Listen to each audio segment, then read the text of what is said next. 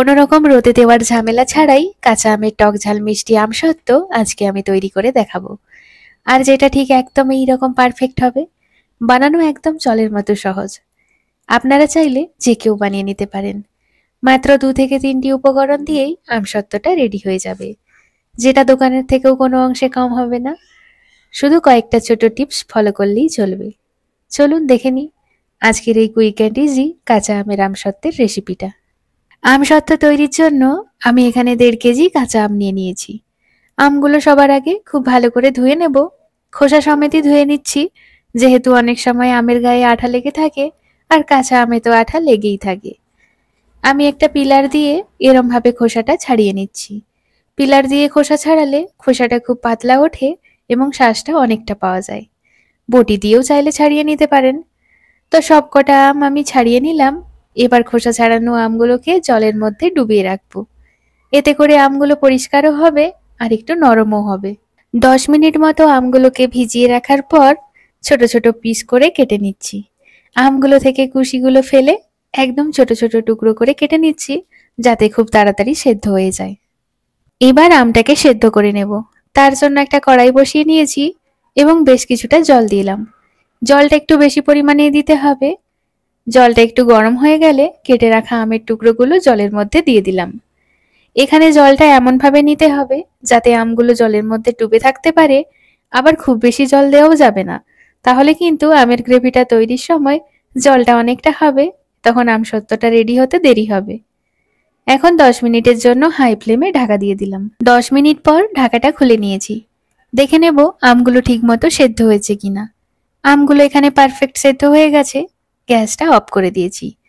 আর এরকম একটা স্ম্যাশারের সাহায্যে আমগুলো একটু স্ম্যাশড করে নেব। স্ম্যাশার যদি বাড়িতে না থাকে তাহলে গ্লাসের পিছন দিক দিয়েও কিন্তু এই কাজটা করে নিতে পারেন, তাতেও একই কাজ হবে। আমটা যতটা সম্ভব আমি স্ম্যাশড করে নিচ্ছি, তবুও গ্রেভি একদম স্মুথ করার জন্য আমি একবার মিক্সিতে দিয়ে ঘুরিয়ে নেব। ব্লেন্ড করা আমের গ্রেভিটাকে এবার ছেঁকে নেব। ব্লেন্ড করার পর গ্রেভিটা দেখুন অনেকটা স্মুথ হয়ে গেছে। এটা ছেঁকে নিতে অনেকটা কষ্ট কম হবে এবং সময়ও অনেকটা কম লাগবে। ব্লেন্ড না করেও কিন্তু ছেঁকে নিতে পারেন, তবে তাতে একটু সময়টা বেশি লাগবে। বাড়িতে ছাঁকনি না থাকলে পুরানো কোনো মশারিতেও কিন্তু ছেঁকে নিতে পারেন। দেখুন গ্রেভিটা ছেঁকে নেওয়ার পর কতটা স্মুথ হয়েছে। এইবার আমি আমসত্ত্বটা রেডি করে নেব। একটা কড়াই বসিয়ে নিয়েছি। কড়াইয়ের মধ্যে সবার প্রথমে দিয়ে দিলাম 1.5 বাটি মতো চিনি। চিনিটা এখানে ক্যারামেল করব, তাই লো ফ্লেমে চিনিটা বসিয়ে রাখবো যতক্ষণ না চিনিটা গলে যাচ্ছে। ততক্ষণ কোনো খুন্তি দিয়ে নাড়ানাড়ি করব না। আর এখানে দেখতেই পাচ্ছেন চিনিটা আস্তে আস্তে গলছে। আর যখন দেখবেন চিনি সাইড থেকে এরকম লালচে কালার চলে আসছে, তখন খুন্তি দিয়ে এরকম আস্তে আস্তে নাড়াচাড়া করবেন। তবে একটু মাথায় রাখবেন গ্যাসের ফ্লেমটা কিন্তু পুরো ক্যারামেল তৈরির সময় একদম লোতে রাখতে হবে। একদম লো আছে ক্যারামেলটা তৈরি করতে হবে, না হলে কিন্তু ক্যারামেলটা পুড়ে যাবে আর একটা তেতো ভাব চলে আসবে। কন্টিনিউ নাড়তে চাড়তে থাকবো যতক্ষণ না চিনিটা পুরোপুরি গলে যাচ্ছে। এই কাজটা কিন্তু একটু সময় নিয়ে আর ধৈর্য ধরেই করতে হবে। আমার এখানে চিনিটা পুরোপুরি গলে গিয়েছে। এবার আরেকটা কাজ করতে হবে, 1/2 কাপ মতন একটু জল অ্যাড করতে হবে। সঙ্গে সঙ্গে জলটা একটু ক্যারামেলের সাথে নেড়ে চেড়ে নিতে হবে, যাতে খুব ভালোভাবে ক্যারামেলের সঙ্গে জলটা মিশে যায়। ক্যারামেলটা পুরোপুরি লিকুইড অবস্থায় চলে আসলে আমের গ্রেভিটা এখানে দিয়ে দেব। আমের গ্রেভিটা ডাইরেক্ট ক্যারামেলে দিলে বসে যাওয়ার সম্ভাবনা থাকে। জল দিয়ে ক্যারামেলটা যদি একটু লিকুইড করে তারপর গ্রেভিটা দেওয়া হয়, তাহলে কিন্তু বসার সম্ভাবনা একদমই থাকে না। আমের গ্রেভিটাকে ক্যারামেলের সাথে খুব ভালোভাবে নেড়ে চেড়ে মিশিয়ে নেব। আর এই কাজটা কিন্তু একদম লো ফ্লেমেই করতে হবে। আস্তে আস্তে দেখবেন যখন গ্রেভিটা ক্যারামেলের সাথে খুব ভালোভাবে মিশে যাচ্ছে, কালারটাও কি সুন্দর চেঞ্জ হচ্ছে। এরকম আমসত্ত্বের মতন কালারটা চলে আসছে। এই সময় গ্যাসের ফ্লেমটা হাই করলে গ্রেভির একটা লেয়ার কড়াইয়ের চারপাশে পড়বে, যেটা কিন্তু উঠবে না। তাই লো টু মিডিয়াম ফ্লেমেই এই কোটা কন্টিনিউ নেড়ে চেড়ে যেতে হবে। গ্রেভিটা ভালোভাবে ক্যারামেলের সাথে মিশে গেলে এখানে কিছু উপকরণ মিশিয়ে নেব। সবার প্রথমেই দেব 1 চামচ মতো বিট নুন, আর দেব 1/2 চামচ নুন। বিট নুনটা দিলে এই আমসত্ত্বের টেস্টটা কিন্তু খুবই ভালো আছে। সবশেষে দিয়ে দিলাম 1 চামচ লঙ্কার গুঁড়ো। কাশ্মীরি লঙ্কার গুঁড়ো কিন্তু নয়, লঙ্কার গুঁড়ো। যেহেতু এটা টক ঝাল মিষ্টি আমসত্ত্ব, তাই ঝালের জন্য 1 চামচ লঙ্কার গুঁড়ো দিলাম। এটা কিন্তু একদমই অপশনাল, আপনারা চাইলে নাও দিতে পারেন। আর কিন্তু কোনো উপকরণ পড়বে না, এই কটা উপকরণ দিয়েই কিন্তু আমসত্ত্ব রেডি হয়ে যাবে। এবার সবকিছু একটু ভালোভাবে মিশিয়ে নেব এবং নাড়তে থাকবো যতক্ষণ না গ্রেভিটা একটু ঘন হয়ে আসছে। এখন এই গ্রেভিটা দেখুন আগের থেকে অনেকটা ঘন হয়ে এসছে। এই অবস্থায় আমি গ্যাসটা অফ করে দিলাম। আমার এই আমের গ্রেভিটা তৈরি করতে 12 থেকে 15 মিনিট মতো সময় লেগেছে। আমসত্ত্ব তৈরির জন্য স্টিলের ছোট বড় থালা নিয়ে নিয়েছি। যে কোনো পাত্রই নেন না কেন একটু ছড়ানো হলেই ভালো হয়। থালাগুলো শুকনো থাকতে হবে। এবার থালার উপর আমি দিয়ে দেব অল্প করে একটু সর্ষের তেল। এই সর্ষের তেলটা দেওয়ার ফলে কিন্তু আমসত্ত্বটা ইজিলি উঠে আসবে।